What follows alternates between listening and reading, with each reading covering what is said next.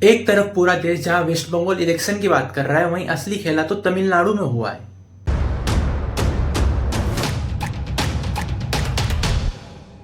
तमिलनाडु के CM M के Stalin अपनी ही सीट कोलातुर से करीब 9,000 वोटों से हार गए हैं। इस वक्त की बड़ी खबर आपको दे दें, तमिलनाडु के मुख्यमंत्री स्टालिन अपनी सीट हार गए हैं। जी हाँ दोस्तों, वही एम के स्टैलिन जिनके बेटे उदयनिधि स्टैलिन ने कभी सनातन धर्म की तुलना डेंगू, मलेरिया और कोरोना वायरस से की थी। சிலவற்றை நாம் ஒழிக்கத்தான் வேண்டும், எதிர்க்க முடியாது. கொசு, டெங்கு காய்ச்சல், மலேரிया, कोरोना இதையெல்லாம் நம்ம எதிர்க்க கூடாது. तो आइए जानते हैं कि कैसे सिर्फ 2 साल पहले आई एक्टर विजय की पार्टी टीवीके ने अपने पहले ही इलेक्शन में 108 सीटें जीतकर इतिहास रच दिया और 1967 से सत्ता में रही डीएमके और एआईएडीएमके को तमिलनाडु की पॉलिटिक्स से साइडलाइन कर दिया। और अब कौन सी पार्टी के साथ गठबंधन करके एक्टर विजय सरकार बनाने वाले हैं?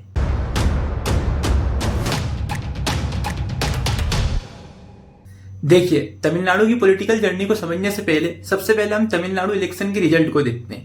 तमिलनाडु में टोटल 234 सीट्स हैं और सरकार बनाने के लिए किसी भी पार्टी या अलायंस को 118 सीटों की जरूरत होती है।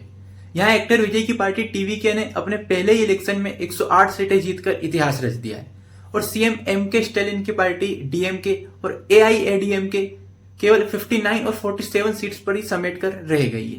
देखिए, तमिलनाडु की पॉलिटिक्स कोई आम पॉलिटिक्स नहीं है, ये द्रविडियन आइडेंटिटी की पॉलिटिक्स है। 1967 में कांग्रेस को हराकर अन्नादुराई की पार्टी डीएमके पहली बार सत्ता में आई और तब से आज तक कांग्रेस वहां पर वापस नहीं आ पाई है।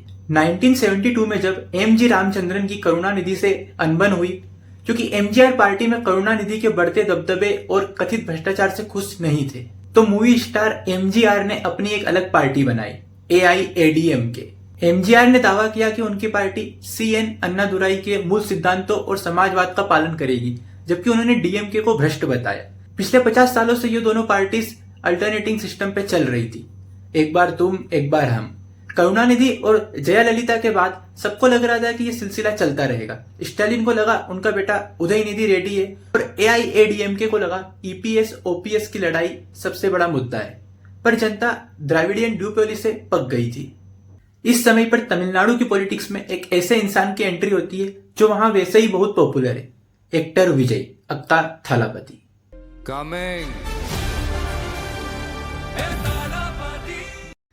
विजय के पॉलिटिकल सफर की शुरुआत साल 2009 में हुई, जब उन्होंने अपना फैन क्लब विजय मक्कल इयाकम वीएमआई लॉन्च किया। इस ऑर्गेनाइजेशन ने 2011 के तमिलनाडु असेंबली इलेक्शन में एआईएडीएमके लेड अलायंस को सपोर्ट किया। फरवरी 2019 में विजय ने सिटीजनशिप अमेंडमेंट एक्ट के खिलाफ अपनी स्ट्रॉन्ग ओपिनियन रखी। उनका मानना था कि यह कानून देश की सोशल और रिलीजियस हार्मनी को डिस्टर्ब कर सकता है। आगे बढ़ते हुए 2022 के तमिलनाडु लोकल इलेक्शन में उनके फैन क्लब के मेंबर्स ने पार्टिसिपेट किया और 115 सीट जीतकर एक स्ट्रॉन्ग पॉलिटिकल प्रेजेंस दिखाई। 2 फरवरी 2024 को यह उनकी पॉलिटिकल जर्नी का सबसे बड़ा ट्विस्ट था। विजय ने ऑफिशियली अपनी नई political party Tamilaga Vettri Kazhagam TVK launch करने का अनाउंसमेंट किया, जो उनके एक्टिव पॉलिटिकल करियर का एक नया चैप्टर था। अक्टूबर 2024 में विक्रमंडी में इनकी पहली रैली हुई, जहां 50,000 से ज्यादा लोग आए थे। यहां पर विजय ने एक बहुत ही बड़ा बयान दिया। विजय ने साफ बोल दिया था कि बीजेपी मेरा आइडियोलॉजिकल दुश्मन है और डीएमके मेरा पॉलिटिकल दुश्मन है। 27 सितंबर 2025 को करूर में विजय के एक पॉलिटिकल रैली के दौरान क्राउड क्रश की एक ट्रेजिक इंसिडेंट में 41 लोगों की जान चली गई। विजय ने इस घटना पर गहरा दुख व्यक्त किया और विक्टिम्स की फैमिली और इंजर्ड लोगों के लिए फाइनेंशियल असिस्टेंट अनाउंस की। 2025 में विजय की लाइफ में एक और ट्विस्ट आता है। संगीता, एक्टर विजय की वाइफ, ने डिवोर्स फाइल किया।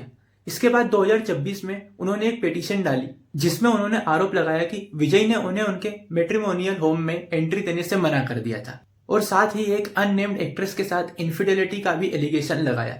ये पिटीशन तब काफी ज्यादा मीडिया अटेंशन में आई जब विजय एक्ट्रेस त्रिशा कृष्णन के साथ एक इवेंट में नजर आए। तमिलनाडु के डिप्टी चीफ मिनिस्टर और सीएम एम के स्टैलिन के बेटे उदयनिधि स्टैलिन, जिन्होंने विजय की एक फिल्म कुरुवी प्रोड्यूस की थी, विजय को बचपन से ही अपना क्लोज फ्रेंड बताते हैं। लेकिन आगे चलकर दोनों के बीच पॉलिटिकल राइवलरी देखने को मिली, जब विजय की पार्टी टीवीके ने उदयनिधि के फादर और तमिलनाडु के करंट चीफ मिनिस्टर एम के स्टैलिन के खिलाफ इलेक्शन कैंपेन किया। 30 जनवरी 2026 को पॉलिटिक्स में एंट्री के बाद अपने पहले नेशनल इंटरव्यू में जो एनडीटीवी को दिया गया था, विजय ने बताया कि उनका रोल मॉडल्स एम.जी. रामचंद्रन, जे. जयललिता और एम. करुणानिधि जैसे बड़े लीडर्स रहे हैं। अब देखिए, तमिलनाडु या साउदर्न स्टेट्स में एक्टर्स या पॉपुलर लोगों का जीतना कोई बड़ी बात नहीं है। यहाँ पहले भी ऐसा ही हुआ है। अगर हम इनके इतने सालों की पॉलिटिकल हिस्ट्री को देखें तो हमें सेम पैटर्न दिखाई देता है। पर विजय ने ऐसा क्या किया जो उन्हें पहले ही इलेक्शन में इतनी बड़ी जीत दिला गया? देखिए, डीएमके गवर्नमेंट की पार्टी में नो डाउट तमिलनाडु की इकोनॉमिकल ग्रोथ काफी हुई है। लास्ट ईयर तमिलनाडु की ग्रोथ 10.83% से हुई है, जबकि नेशनल एवरेज ग्रोथ करीब 7.4% ही है। तमिलनाडु की इकोनॉमी अब 35.3 लाख करोड़ की हो गई है, जो कि पिछले 5 सालों 2021 से 2026 में यानी डीएमके के शासन में तमिलनाडु की एवरेज ग्रोथ 9.7% रही है, जबकि इससे पहले 2016 से 2021 ये सिर्फ 5.21% थी।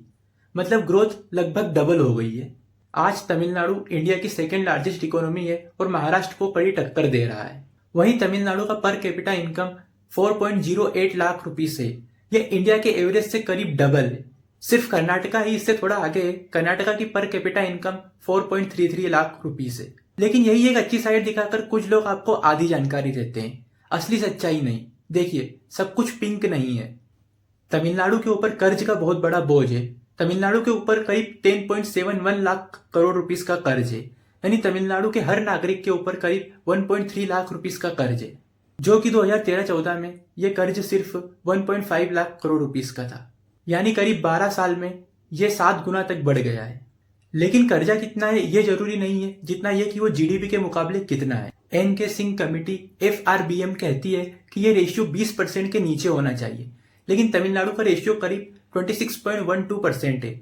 मतलब तमिलनाडु सेफ लिमिट से काफी आगे निकल चुका है। वैसे यूपी का रेशियो भी करीब 29% का है, जो कि तमिलनाडु से भी ज्यादा है। पर तमिलनाडु की इकोनॉमी मैन्युफैक्चरिंग ड्राइवन है, इसलिए यहाँ कर्जा बढ़ना इन्वेस्टर्स को थोड़ा डराता है। वैसे तो कर्जा कई कारणों से बढ़ता है, लेकिन यहाँ पर जो कुछ मेन रीजन है उनमें सबसे पहले है फ्री बीज, यानी मुफ्त की रेवड़ी। डीएमके की महिलाओं को 1000 रुपए देने और फ्री ब्रेकफास्ट स्कीम का खर्चा बहुत ज्यादा है। दूसरा रीजन है इंटरेस्ट पेमेंट, ये एक सबसे बड़ा दर्द है। तमिलनाडु अपने टोटल रेवेन्यू का करीब 18 से 20% सिर्फ पुराने कर्ज का ब्याज देने में ही खर्च कर देता है।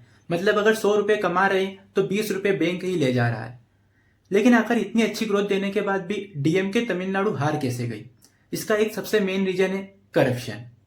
जनता स्टेट में बढ़ते करप्शन और गुंडाराज से तंग आ गई थी। डीएमके के ऊपर एंटी इनकम्बेंसी और करप्शन के बहुत बड़े बड़े इल्जाम लगते आ रहे हैं, जैसे सेंथिल बालाजी केस। वहीं अगर एआईएडीएमके की बात करें तो एआईएडीएमके जयललिता के बाद बिखर चुकी है। यही चीज विजय के लिए काफी फायदेमंद साबित हुई और उन्हें पावर में लेकर आई। हालांकि यही चीजें पूरी नहीं है। विजय भी रेवड़ी फॉर्मूला में पीछे नहीं रहे हैं। विजय के इलेक्शन मैनिफेस्टो की अगर आप हेडलाइन पढ़ेंगे तो 5 लाख रुपए से कम वार्षिक आय वाले परिवारों की महिलाओं को 2500 रुपए की मासिक सहायता, दुल्हन के लिए 8 ग्राम सोना और रेशमी साड़ी, प्रतिवर्ष 6 मुफ्त एलपीजी सिलेंडर, बेरोजगार ग्रेजुएट्स को 4000 रुपए और डिप्लोमा धारक को 2500 रुपए का मासिक भत्ता।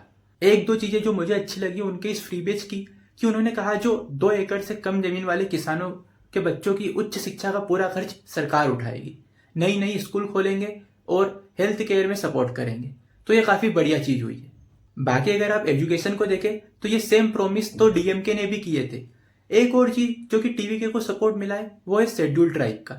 उन्होंने जो अपना पूरा कैंपेन था वो लीड किया बाबा साहब डॉक्टर BR अम्बेडकर की फोटो और आइडियाज के साथ। अब आगे क्या? देखिए, विजय इलेक्शन जीते जरूर है, लेकिन वहां पर कोलिजन गवर्नमेंट बनेगी, क्योंकि गवर्नमेंट बनाने के लिए 118 सीटें चाहिए, लेकिन टीवीके के पास 108 सीटें।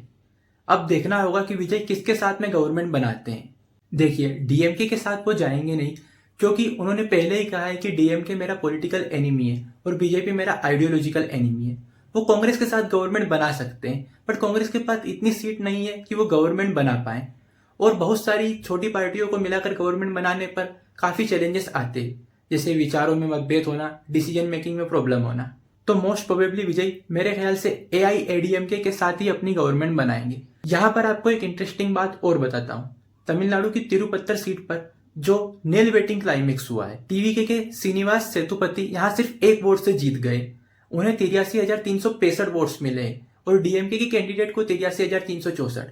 ये इंडियन हिस्ट्री की सबसे छोटी मार्जिन वाली जीत में से एक है। और जो लोग भी ये कहते हैं कि मेरे 1 वोट से क्या होगा या मेरे 1 वोट से क्या चेंज होगा, ये असली एक वोट की पावर है। स्टैलिन सर ने विजय को सी टीम बोला था, पर रिजल्ट के बाद लग रहा है कि डीएमके खुद बी टीम बन गई है और बीजेपी उनका तो अकाउंट खुलने में ही पसीने छूट गए। उनके यूनियन मिनिस्टर एल मुरुगन भी टीवीके के कैंडिडेट से हार गए हैं। लेकिन सवाल वही है, तमिलनाडु पे पहले से 10 लाख करोड़ का कर्जा है।